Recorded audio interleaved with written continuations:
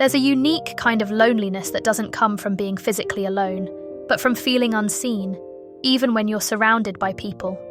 It's a wound that starts early, often before we even have the words to understand it.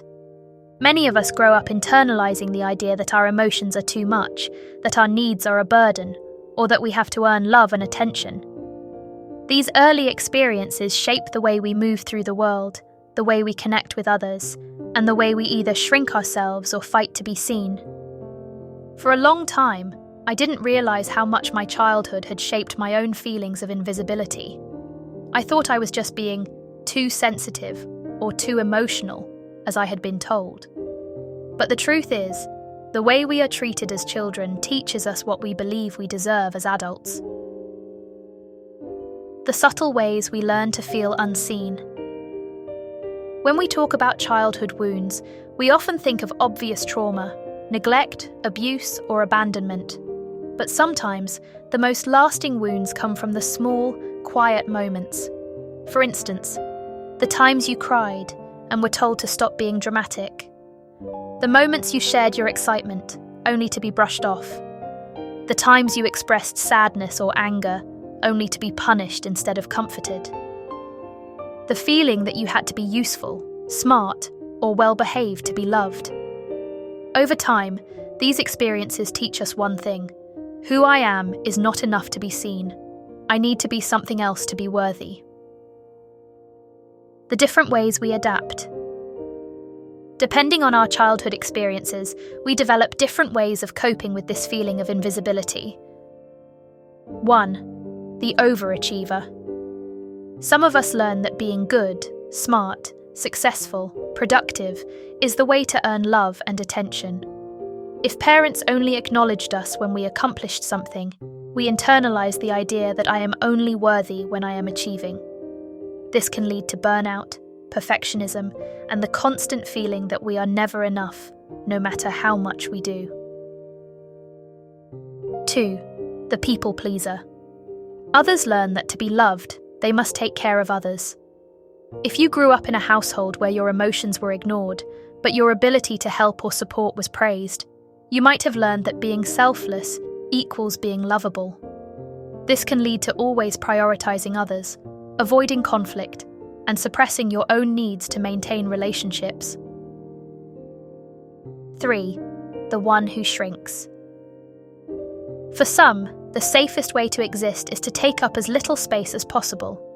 If you were constantly criticized or ignored as a child, you might have learned that silence is protection.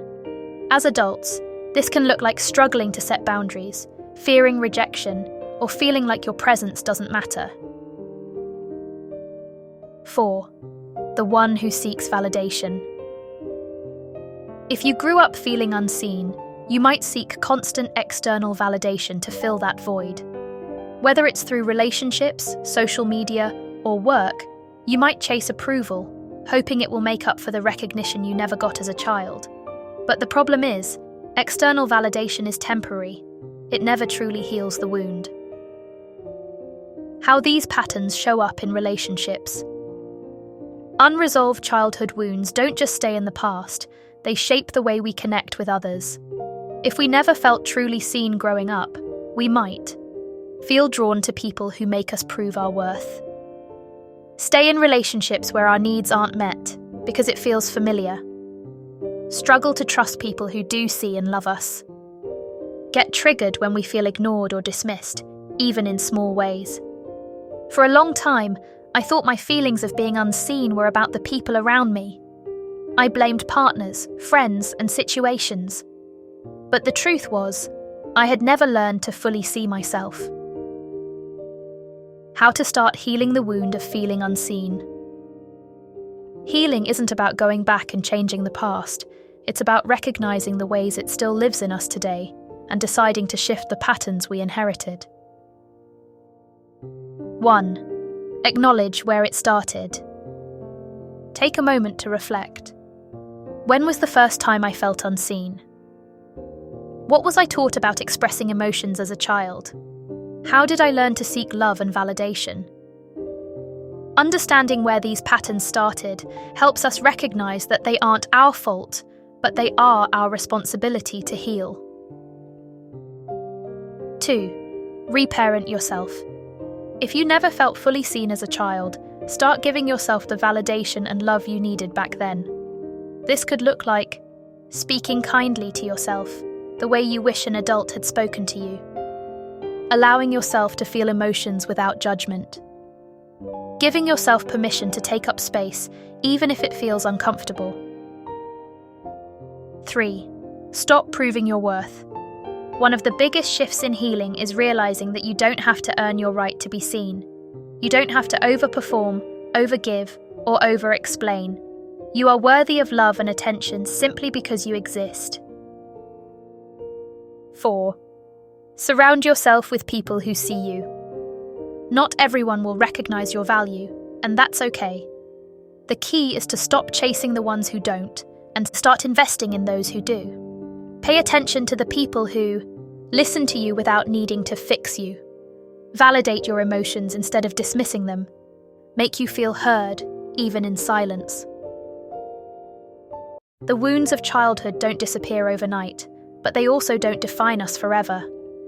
Feeling unseen is painful, but the truth is, you have always been here, and you have always been worthy. Maybe the real work isn't in making others see us. Maybe it's in learning to see ourselves first. And when we do that, when we finally recognize our own worth, something shifts. We stop waiting for permission to exist. We stop chasing validation. We stop shrinking. We stand in our truth. And in doing so, we finally, fully see ourselves. Thanks for tuning in, Thoughtsters. Be sure to like, share, and subscribe for more thought-provoking content on the human mind and its intricacies. Until next time, stay curious and stay connected.